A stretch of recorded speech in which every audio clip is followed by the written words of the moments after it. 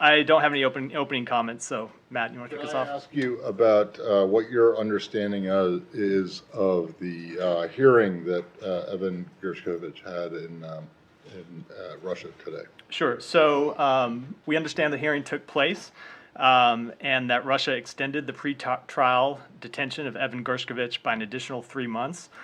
We once again call on Russia to comply with their obligation to provide consular access to him.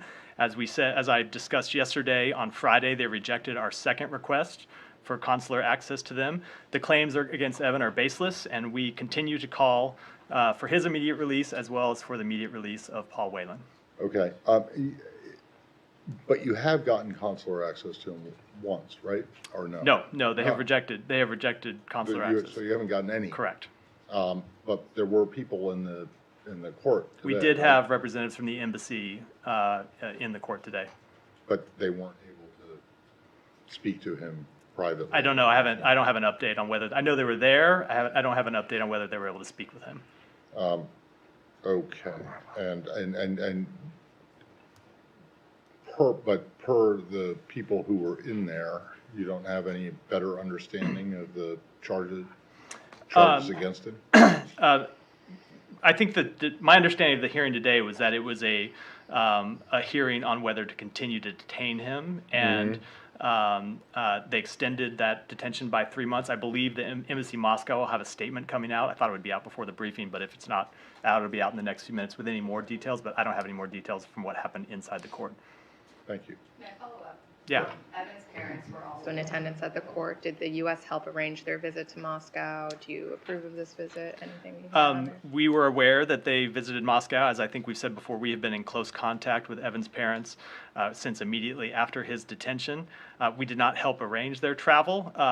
I will just say personally, I can only imagine how difficult it must be to see your child detained overseas, especially to be detained wrongfully. And so I'm certainly not going to criticize any parent for wanting to see their child. But that being said, we do have a level 4 travel advisory for Russia, and just speaking generally, we do not advise that U.S. citizens travel to Russia. Yeah. Go ahead, Alex. Just to clarify, just so we have clear understanding of how you're pressing on, still pressing for consular access. At what level have you invited the Russian ambassador to the State Department to express your concern about the latest developments? So I'm not going to get into the details of back and forth conversations, but we have expressed our concern from the minister level. Secretary Blinken had a conversation with Foreign Minister Lavrov about Evan Gershkovich's detention already this year. We've engaged with them at a number of levels. Our embassy in Moscow has engaged with them. We've engaged with them here. And I'm not going to get into the specifics of those conversations. As I said yesterday, we found that oftentimes when it comes to wrongful detentions, it's unproductive to the release that we seek to talk about all of the conversations we have publicly, but we have consistently pressed the case that number one, Russia needs to fulfill its consular obligations, and number two, they need to immediately release him as well as Paul Whelan. Have you exhausted your leverages at this point? I'm not going to speak to any of the details of how we are trying to secure his release, other than to say that it is an ongoing priority for the Secretary, it is an ongoing priority for the President, and I will say that even speaking more broadly than the case of Evan Gershkovich or Paul Whelan, the wrongful detention of Americans is one of the top priorities for this department. As you are aware, we have secured the return of more than 24 wrongfully detained Americans since the beginning of this administration. It continues to be our top priority, and we'll continue to work on it with all the tools available to us. Final follow-up on this. The administration earlier this month sanctioned FSB for its action, particularly going after American citizens, but it stopped short. You guys did not sanction the Russian foreign minister, which is refusing the consular access. Is it on the table as an option? So I don't want to preview any specific sanction action. I will say that, as always, we look at all the tools that are available to us and we use them when we think they're most effective. But if you look at our record, not just with respect to wrongful detentions, but our record with respect to Moscow and Russian government officials and other Russian elites going back to more than a year now, we have not hesitated to use our sanctions authorities to go after any number of officials in that government, including the most senior officials. Sean. Thanks. I know lots of us are concerned about Evan, but let me move to another topic. Sudan, Yeah. the ceasefire that is supposed to take place, that did come into force. What's your assessment of whether it's holding and where things stand right now? So today in Jeddah, representatives of the Ceasefire Monitoring and Coordination Committee that we announced over the weekend engaged in discussions on humanitarian assistance deliveries, and they also had discussions with their respective chain of command. So that would be the Saudi officials on that group, discussing it with the officials in the Saudi government, Ambassador Godfrey, who leads our representation on the monitoring committee, having conversations with officials in our government regarding allegations of ceasefire violations. We've obviously seen the reports. The officials on the monitoring mechanism are looking into those reports and continuing to monitor, and we have the ability to, when we see violations of the ceasefire, make those known publicly, as well as engaged with directly with both sides to the conflict. Can I just pursue that? You said the Yeah. monitoring mechanism, and of course the Secretary spoke to that as well. How do you see that coming? How do you see that working? I mean, do you think that's going to have a shaming effect, if you will, to reduce the violations? Is this just more of a reporting mechanism? How do you see that going? So what I'd say is the monitoring mechanism is made up of 12 individuals, 3 officials from the U.S. government. Ambassador Godfrey is our lead, and there'll be 2 other officials as well, 3 officials from the Saudi government, as well as 3 officials each from the SAF and the RSF.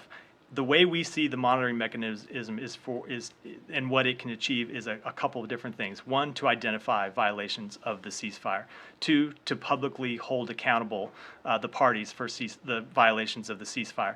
And then 3, so we have evidence that we can use to privately press the parties. We have had conversations at a number of levels inside this department, both with the top generals and other officials in the SAF and the RSF from the beginning of this conflict, and we'll continue to do that to press them to stop the violence when we see violations of the ceasefire, and also to have conversations with our partners in the region. And then the last thing I will add is that we do have additional tools available to us, and we will not hesitate to use those tools if and when it's appropriate to do so. Go ahead. How do you hold the violators accountable? How will you do that? I know you said you have some tools. And so on. I don't want to preview any specific action. Obviously, this is continues to be a very delicate situation where we are involved in intense diplomatic conversations, both directly with the 2 parties and with partners in the region. But we have a number of tools available to us. And we will not hesitate to use those tools if and when it's appropriate to do so. Anything else on Sudan before Sudan? Yeah, go ahead. You announced $245 million toward humanitarian aid for Sudan today, but since there's not a civilian government in place, how exactly is that going to be distributed? So let me note, first of all, that the United States remains the largest single donor of humanitarian assistance in Sudan, and we will continue our support for the vulnerable population in Sudan. The assistance that we announced today is not just for people in Sudan, but for neighboring countries that are experiencing the impacts of the ongoing humanitarian crisis.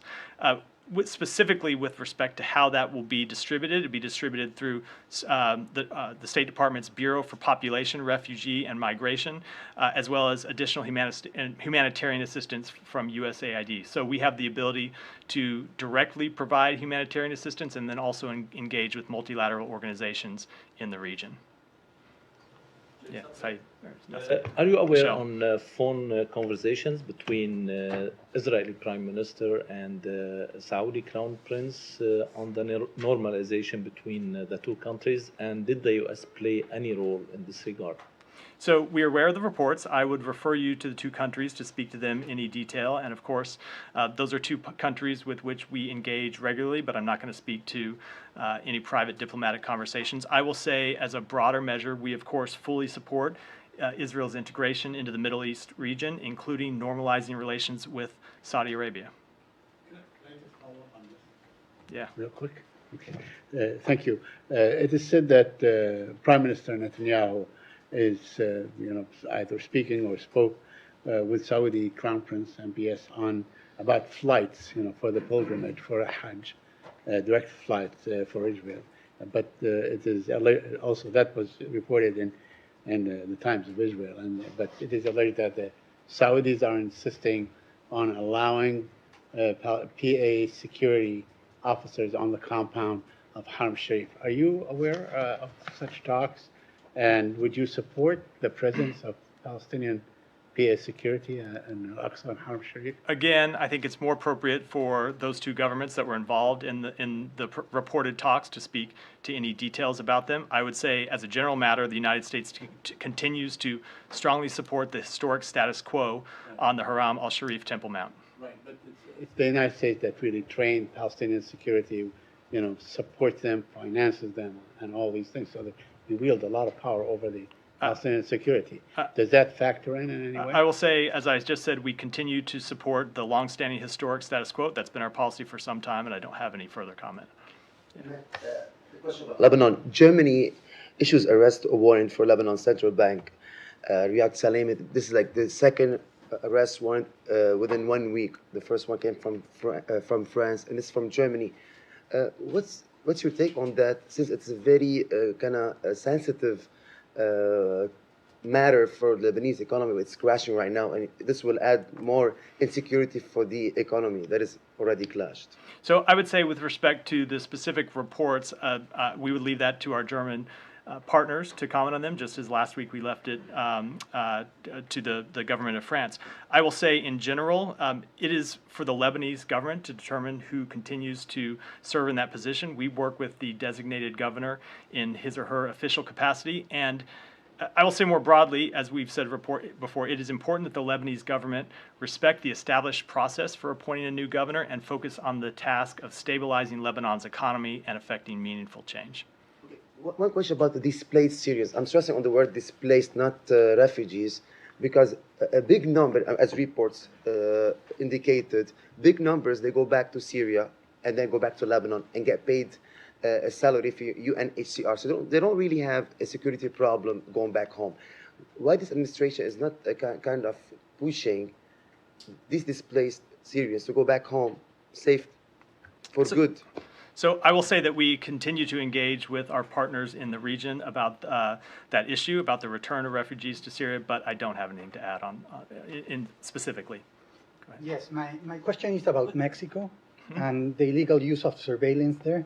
Today, the New York Times is publishing a front-page story showing how the Mexican army has been widely using commercial spyware to target a wide array of persons in Mexico. Does the State Department condemn this type of use of commercial spyware? And given the administration has spoken so forcefully against the misuse of surveillance, what does it say that one of your closest allies incurs in this practice? So I have seen those reports. I haven't even had a chance to read the full story. I don't have any comment on them in detail, other than to say that the U.S.-Mexico relationship is one of the most important and dynamic in the world, but I don't have any specific comment on that report in the New York Times. The U.S. doesn't condemn the misuse of... I said I haven't had a chance to look at that report in detail, and I don't think it'd be appropriate for me to comment on it in detail until I have done so. Not even in general around the world? I understand what you would like me to say. However, I think with respect to the report in the Times, until I've had a chance to read it in detail and talk with my colleagues about it, I don't think it'd be appropriate for me to make any comment. Go ahead, Molly. Thank you, Matt. Could you provide an update, please, on the State Department's facilitating access to the Afghanistan dissent cable to the leadership of the House Foreign Affairs Committee? Sure. So as we made public last week, we made an offer to the committee that that Chairman McCall and Ranking Member Meeks could come here to the State Department to view both the dissent channel cable itself and Secretary Blinken's response. They accepted that offer, and it's our understanding that they will visit the department today to review the cable and the response. Has consideration been made for their, or for the chairman's sort of counter that access be brought into other membership of the committee? I would say, as a general principle, we continue to believe it's important to protect the confidentiality of the dissent channel. We understand the need to give Congress the information it needs to do its job, but we want to protect the ability of State Department employees to do their job. We've seen the comments that Chairman McCall has made about this issue publicly, of extending access to the other members of the committee. We will continue to engage with him on this question, and as we've said for some time, we hope to reach some kind of final resolution. should No, the prospect of the enforcement of that subpoena be resuscitated, you think that you might consider facilitating broader access? I think for this point, we'll continue to keep the conversations confidential with the chairman, but we understand that he and Ranking Member Meeks will view the cable today, and as I said, we hope to achieve some resolution to the Thank matter. you. On one quick separate topic, if I may. Yeah. Does the State Department have a view on the impetus behind the apparent pardoning of Roman Protasevich in Belarus by Lukashenko? Do you have clarity onto the circumstances of that pardon? Not clarity into the circumstances, as I think you're aware. We don't have a lot of direct conversations with the Lukashenko regime. I will say generally the release of even one political prisoner in Belarus is a positive sign, particularly when the total number of political prisoners continues to grow and now has reached more than 1,500.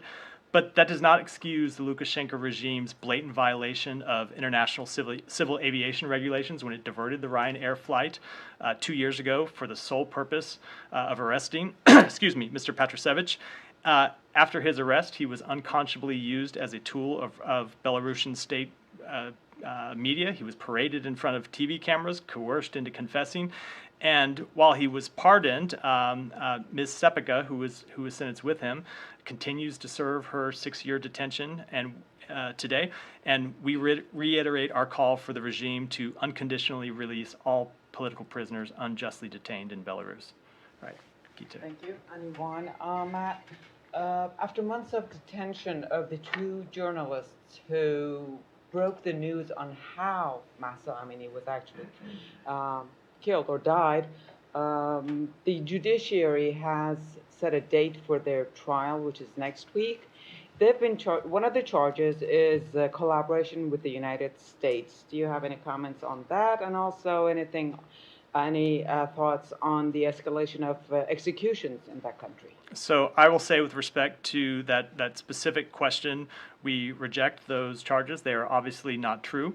And I will note that over the course of the protests, Iranian authorities have repeatedly violated Iranians' human rights, punished them for executing their essential freedoms. This includes not just members of the Iranian public who came forward to protest, but also the journalists in the country.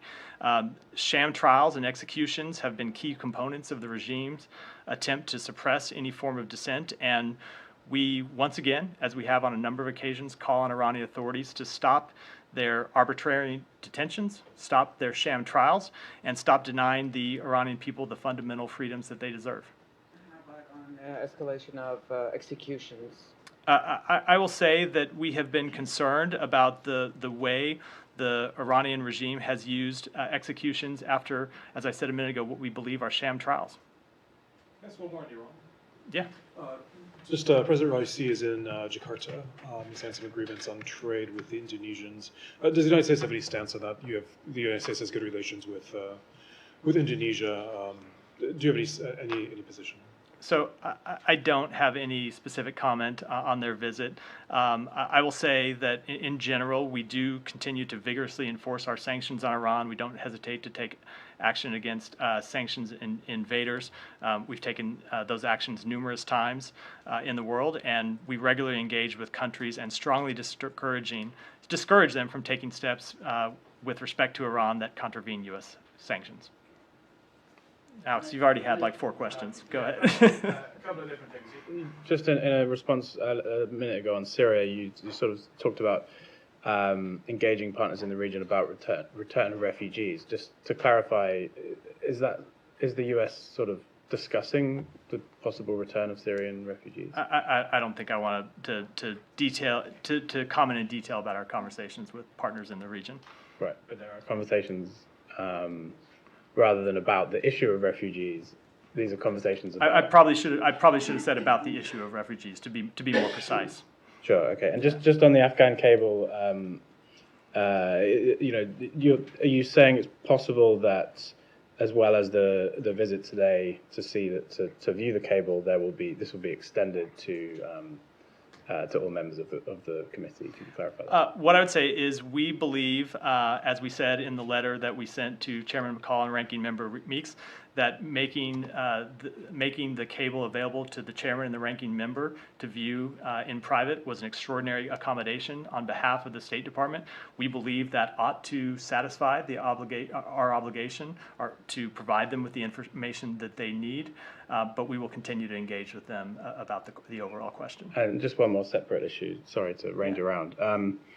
On the sort of cross-border offensive in Russian territory, I know you sort of touched on this briefly yesterday, but and I know that the policy is that American supplied weapons shouldn't be used in attacks on Russian soil. But is there any US position on whether you support or would denounce an attack, whether using US weapons or not, but an attack into another country by I guess the Russians would say this is terrorism. So does the US have like a position in any way, sort of to the people who did this? We don't know yet who it was. Let me say a few things about it. Number one, we've seen some of the reports circulating on social media and elsewhere making claims that U.S. supplied weapons were used in these attacks. I will say that we're skeptical at this time of the veracity of these reports. As a more general principle, as we've said, and I believe I said yesterday, we do not encourage or enable strikes inside of Russia, and we've made that clear. But as we've also said, it is up to Ukraine to decide how to conduct this war. I'm sorry, what does that mean?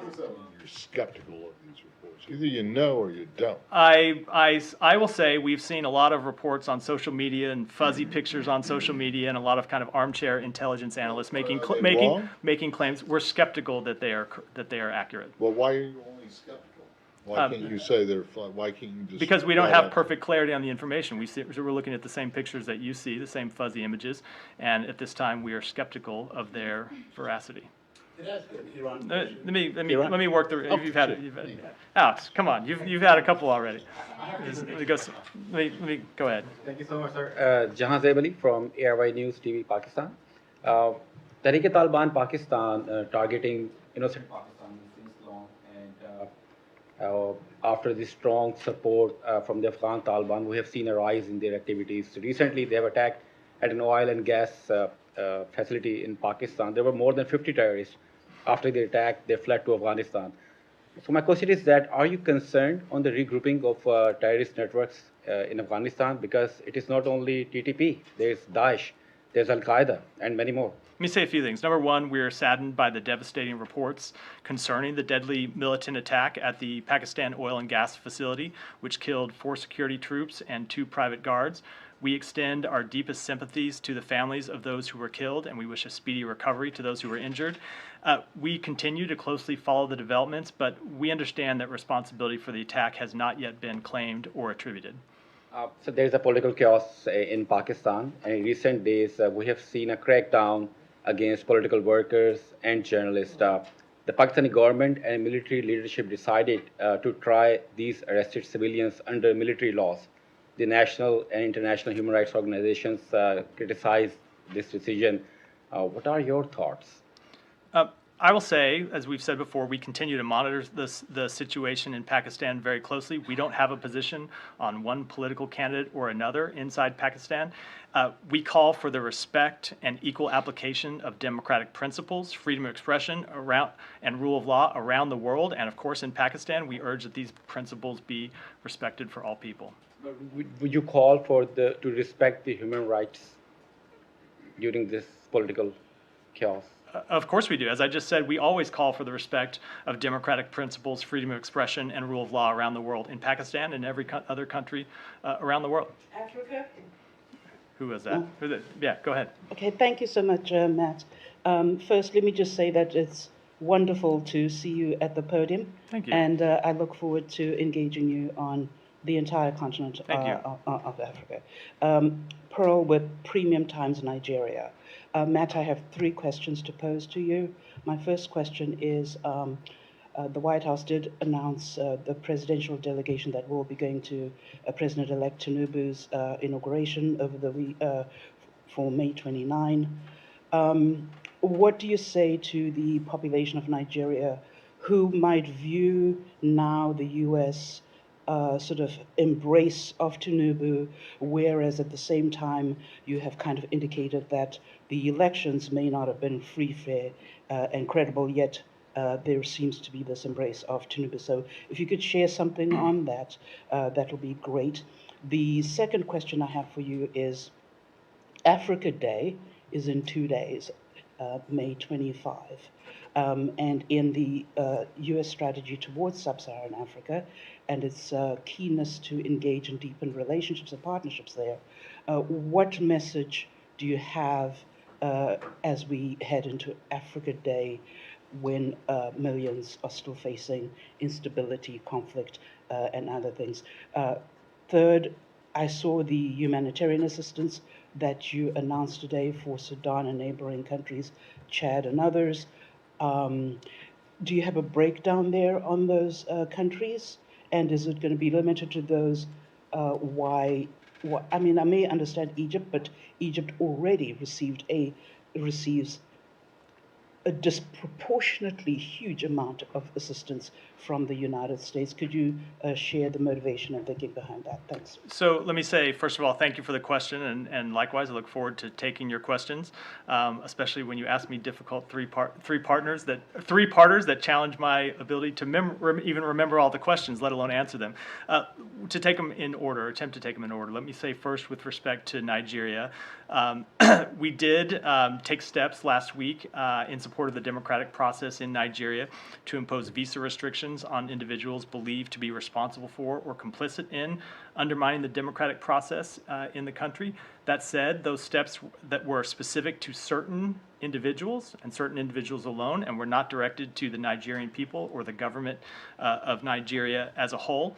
As we made clear, as I think we read out last week, the Secretary just had a call with his counterpart in the Nigerian government, and we look forward to continuing to cooperate with them on issues of shared concern.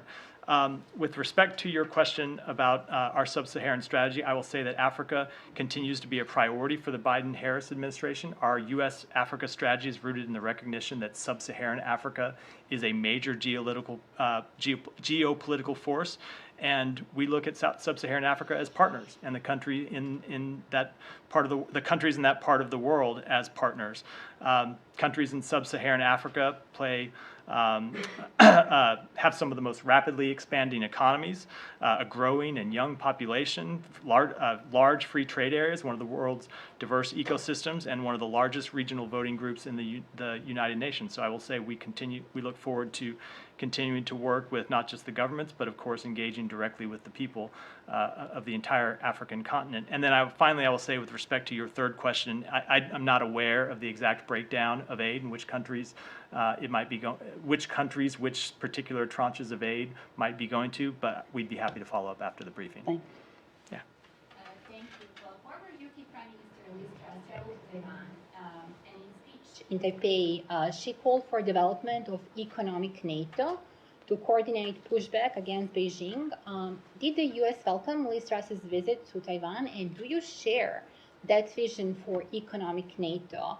Is this on the table vis-a-vis U.S.-UK relations at all? And what's your overall stance on economic NATO, this idea? Our overall stance on? Economic NATO. I will say, with respect to Liz Truss's visit, I don't have any specific comment on it. And with respect to the rest of your question, let me take that one back. I'll come back. I'll come back to both of you, but after I've go ahead. Thank you, sir. Senator Menendez said the other day that the approvals for the sale of F-35 jets that Greece is asking have been given, he said. And he said, quote, so they are coming, end quote, to Greece. Can you tell us if the State Department sent already this request by Athens to buy the F-35? I don't have any update with respect to that issue. I will, but I don't believe we have any update with respect to the sale of F-35s. Go ahead. Thank you. There was a report that Chinese new ambassador, Xi Feng, would arrive in Washington as early as today. Has he arrived already come to DC? Do you expect any meeting between him and high-profile official of the Biden administration in coming days? And would you think his assignment could have a positive effect on the bilateral relationship between United States and PRC? So I don't know the exact status of where he is at any given point. That's probably a question better directed to the embassy here. I will say that the United States welcomes the arrival of Ambassador-designate Xi Yefeng from the People's Republic of China. We look forward to working with the ambassador-designate and his team. We remain committed, as we've said on a number of occasions, to maintaining channels of communication with the PRC to responsibly manage competition. And our understanding is that in terms of when officials here will meet with him, the Office of the Chief of Protocol here at the State Department will work with the PRC embassy on the presentation of credentials in accordance with standard State Department practices and diplomatic norms. Go ahead. Thank you. So you reiterated today that you don't encourage or enable attacks outside Ukraine's attacks outside its borders, but in the context of U.S.-provided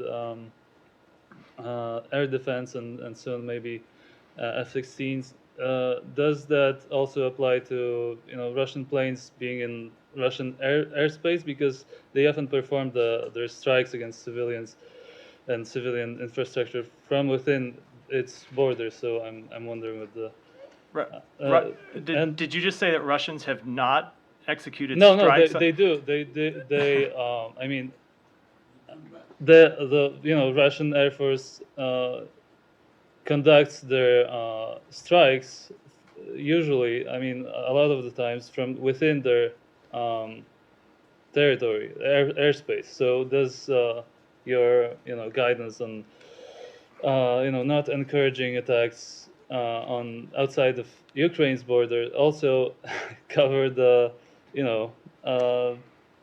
Russian planes in Russian airspace? So I'm just going to say that again, that we do not encourage or enable attacks outside Ukraine's borders. But I do think it is important to step back and always remember that it is Russia who is the aggressor here. It is Russia, as you alluded to, that is launching attacks on civilian infrastructure. Russia that is bombing civilian targets, is taking out schools and hospitals and killing civilians by the thousands. So we will leave it to our Ukrainian partners to decide how to conduct this war. But as I've said on a number of occasions, and as the President and the Secretary and the National Security Advisor have made clear, we don't encourage or enable strikes beyond Ukraine's borders. And on the attack on the Belgorod region, do you know what? Do you have a position on who's behind it? We don't. We're aware of the reports, but I don't have any more specific information about it. Tensions rise between Afghanistan and Iran over the Helmand River Dam as the Taliban continue to build the dam. What is the U.S. reaction to any possible escalation between Afghanistan and Iran? And second question, in the past few weeks, Afghan women activists took to the street and they demanded the right to work and education. Does the U.S. have any new pressure strategy to pressure the Taliban? So I will say, with respect to tensions between Iran and Afghanistan, I don't have any specific comment other than that obviously we would be concerned about any increased tensions in the region. With respect to the Taliban, I will just reiterate what we have said for some time, and that we encourage the Taliban to stop its crackdown on human rights, to stop its repression of women. We understand that the Taliban continues to seek international recognition, but to get international recognition, they have to earn legitimacy, and that is very difficult to achieve as long as they continue to suppress their own people, and especially as they continue these horrific attacks on women inside the country. Yeah, go ahead. Thank you, Matt. Good to see you in the podium. Thank you. This is Mushfiq Al-Fadal, representing South Asia Perspectives. On Myanmar, the United Nations linked body found Myanmar's military regime has procured more than $1 billion worth of arms and raw materials, weapons mostly from Russia, China, and India, since it ousted a democratically elected government in February 2021, and these weapons using against the pro-democratic protesters. So what is your comment that? I am not aware of that specific report. I'll have to take it back and get you a comment on it. Yeah, go ahead. This is just, I realize you may not have anything, this might be more for the Pentagon, but since we're here, Russia... You've already given me an answer, but go ahead. So, there's your answer. You shouldn't make it easy for me. It's a serious matter, though. The Russian Defense Ministry saying that they've intercepted 2 U.S. jets just now of the Baltic Sea. Is that something you're familiar with? I'm not aware of it, and I as I said at some point yesterday, I'm going to make it a practice not to comment on things that break while I'm up here at the podium that I've not yet had a chance to confirm or discuss with my colleagues. Does the department have any position on the controversial meeting that took place in Moscow between high-level UN Special Representative on Children and the Russian Ombudsman on Children, aka wanted war criminal? I